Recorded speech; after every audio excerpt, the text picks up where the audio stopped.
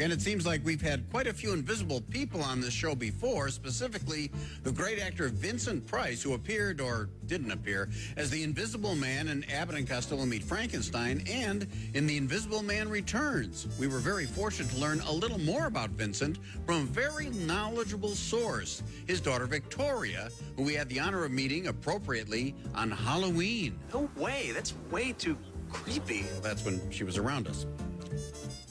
This lady's father was one of my favorite actors, and I'm sure one of yours too, Vincent Price.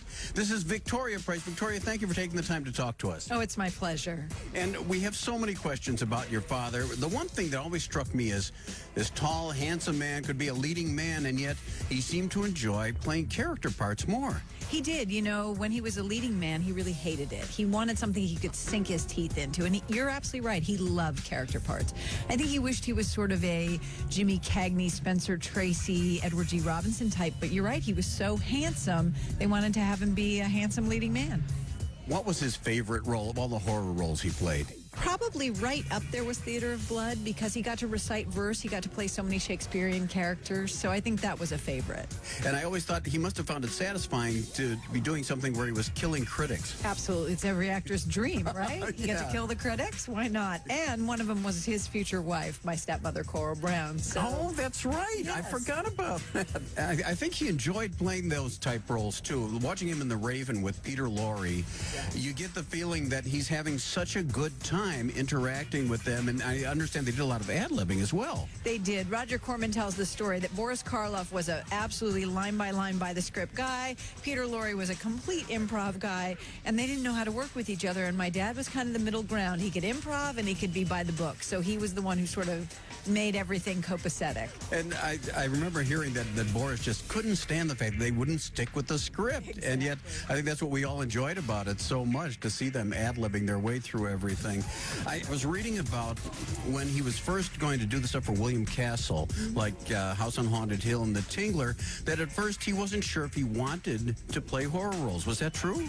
Well, you know, I think the first role he didn't really think of as a horror role, which was House of Wax, right? Mm-hmm. And then and I think he knew it was a horror role, but it was really as much about the 3D. Sure. And oh, yeah. He played an artist. But then he started getting cast more, and I think he was worried a little bit about typecasting, but then he realized here he was at a point in his career, nearing 50, where a lot of his peers weren't working, and it was going to be a genre that he could have a long life in. And so I think at the end of the day, he was really grateful. I've always been struck by how wonderful his voice was. And I was just thinking about the fact that there's a couple roles that I can think of right away where his voice was so prominent, like Dr. Phibes, where he had to do the voiceovers for his character, and in The Invisible Man Returns, I believe. Exactly. And his voice was so expressive, and younger people now know it from Michael Jackson's Thriller. He had such a wonderful career. And one of the favorite roles I have to mention, when he was on Batman as Egghead. Yes, exactly. Exactly, yeah. Did you ever get to go to any of the sets when he was making a movie or TV stuff? I did from time to time. I went to the set of Theater of Blood, I remember, and he had I didn't know it at the time, but we got out of our car that was driving us to the set, and he had his fellow actors who were all sort of these homeless, toothless, scary people with sores come up and start pawing me and asking me for money. He thought that was hilarious. Well, see, we're talking about the fact that he scared a lot of people. Now, I'm sure at home, you know, just like with me, people don't think that I'm at home scaring people, do you? Did he ever even do anything to scare you at home?